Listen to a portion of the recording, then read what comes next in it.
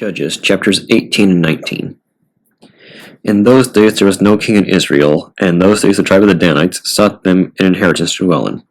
For unto that day all their inheritance had not fallen unto them among the tribes of Israel. And the children of Dan sent of their family 5 men from their coasts, men of valor, from Zorah, and from Eshtaol, to spy out the land, and to search it. And they said unto them, Go, search the land. Who, when they came to Mount Ephraim, to the house of Micah, they lodged there. When they were by the house of Micah, they knew the voice of the young man the Levite. And they turned in thither, and said unto him, Who brought thee hither? And what makest thou in this place? And what hast thou here? And he said unto them, Thus and thus dealeth Micah with me, and hath hired me, and I am his priest. And they said unto him, Ask counsel, we pray thee, of God, that we may know whether our way which we go shall be prosperous. And the priest said unto them, Go in peace. Before the Lord is your way wherein ye go. Then the 5 men departed and came to Laish, and saw the people that were therein, how they dwelt careless, after the manner of the Zidonians, quiet and secure. And there was no magistrate in the land, that they might put them to shame in anything. And they were far from the Zidonians, and had no business with any man. And they came unto their brethren to Zorah and Eshtaol, and their brethren said unto them, What say ye? And they said, Arise, that we may go up against them, for we have seen the land, and behold, it is very good. And are ye still? Be not slothful to go, and to enter to possess the land. When ye go, ye shall come unto a people secure, into a large land, for God hath given it into your hands, a place where there is no want of anything that is in the earth. And there went from thence of the family of the Danites, out of Zorah and out of Eshtaol, 600 men appointed with weapons of war. And they went up and pitched in Kirjath-jearim in Judah. Wherefore they called that place Mahaneh-dan unto this day. Behold, it is behind Kirjath-jearim. And they passed thence unto Mount Ephraim, and came unto the house of Micah. They answered the 5 men that went to spy out the country of Laish, and said unto their brethren, Do ye know that there is in these houses an ephod, and teraphim, and a graven image, and a molten image? Now, therefore, consider what ye have to do. They turned thitherward, and came to the house of the young man the Levite, even unto the house of Micah, and saluted him. And the 600 men appointed with their weapons of war, which were the children of Dan, stood by the entering of the gate. And the 5 men that went to spy out the land went up, and came in thither, and took the graven image, and the ephod, and the teraphim, and the molten image. And the priest stood in the entering of the gate with 600 men that were appointed with weapons of war. And these went into Micah's house, and fetched the carved image, the ephod, and the teraphim, and the molten image. Then said the priest unto them, What do ye? They said unto him, Hold thy peace, lay thine hand upon thy mouth, and go with us, and be to us a father and a priest. Is it better for thee to be a priest unto the house of one man, or that thou be a priest unto a tribe and a family in Israel? And the priest's heart was glad, and he took the ephod, and the teraphim, and the graven image, and went in the midst of the people. So they turned and departed, and put the little ones and the cattle and the carriage before them. And when they were a good way from the house of Micah, the men that were in the houses near to Micah's house were gathered together, and overtook the children of Dan. And they cried unto the children of Dan, and they turned their faces, and said unto Micah, What aileth thee, that thou comest with such a company? And he said, Have ye taken away my gods which I made, and the priest, and ye are gone away? And what have I more? And what is this that ye say unto me? What aileth thee? And the children of Dan said unto him, Let not thy voice be heard among us, lest angry fellows run upon thee, and thou lose thy life with the lives of thy household. The children of Dan went their way, and when Micah saw that they were too strong for him, he turned and went back unto his house. And they took the things which Micah had made, and the priest which he had, and came unto Laish, unto a people that were quiet and secure. And they smote them with the edge of the sword, and burnt the city with fire. And there was no deliverer, because it was far from Zidon, and they had no business with any man. And it was in the valley that lieth by Beth-rehob. And they built a city, and dwelt therein. And they called the name of the city Dan, after the name of Dan their father, who was born unto Israel. Howbeit the name of the city was Laish at the first.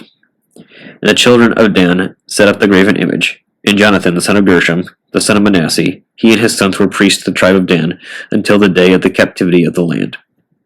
And they set them up Micah's graven image, which he made, all the time that the house of God was in Shiloh. And it came to pass in those days, when there was no king in Israel, there was a certain Levite sojourning on the side of Mount Ephraim, who took to him a concubine out of Bethlehem, Judah. And his concubine played the whore against him, and went away from him unto her father's house to Bethlehem, Judah, and was there 4 whole months.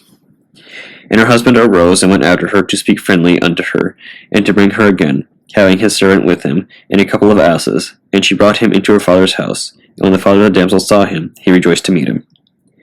And his father-in-law, the damsel's father, retained him, and he abode with him 3 days. So they did eat and drink and lodge there. And it came to pass on the 4th day, when they arose early in the morning, that he rose up to depart. And the damsel's father said unto his son-in-law, Comfort thine heart with a morsel of bread, and afterward go your way. And they sat down, and did eat and drink, both of them together. And the damsel's father had said unto the man, Be content, I pray thee, and tarry all night, and let thine heart be merry. And when the man rose up to depart, his father-in-law urged him. Therefore he lodged there again. And he arose early in the morning on the 5th day to depart. And the damsel's father said, Comfort thine heart, I pray thee. And they tarried until afternoon, and they did eat, both of them. And when the man rose up to depart, he and his concubine and his servant, his father-in-law, the damsel's father, said unto him, Behold, now the day draweth toward evening. I pray you tarry all night. Behold, the day groweth to an end. Lodge here, that thine heart may be merry. And tomorrow get you early on your way, that thou mayest go home.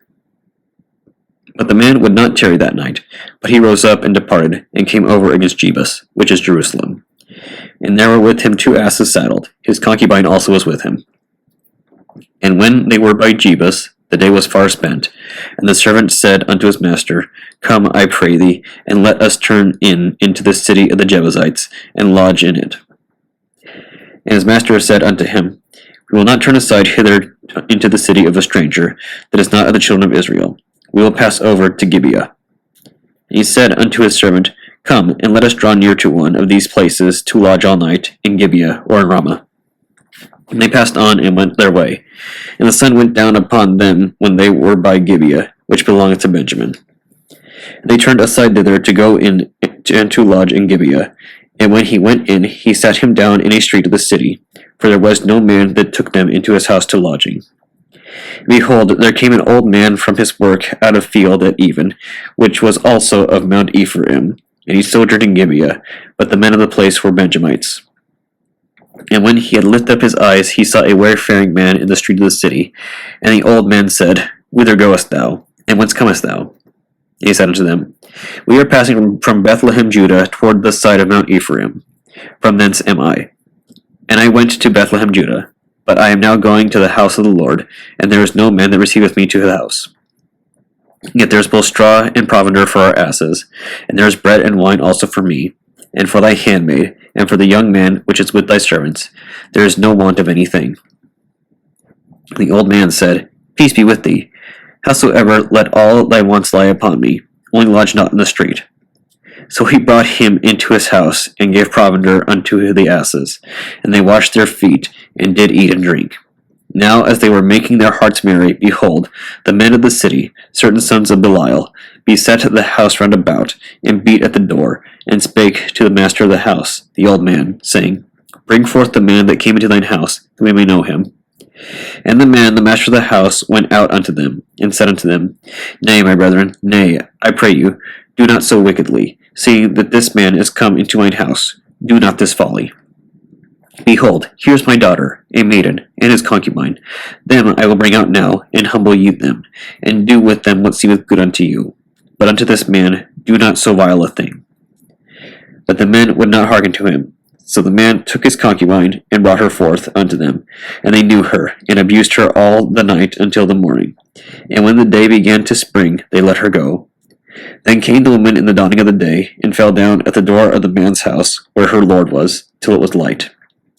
And her lord rose up in the morning, and opened the doors of the house, and went out to go to his way. And behold, the woman, his concubine, was fallen down at the door of the house, and her hands were upon the threshold. And he said unto her, Up, and let us be going. But none answered.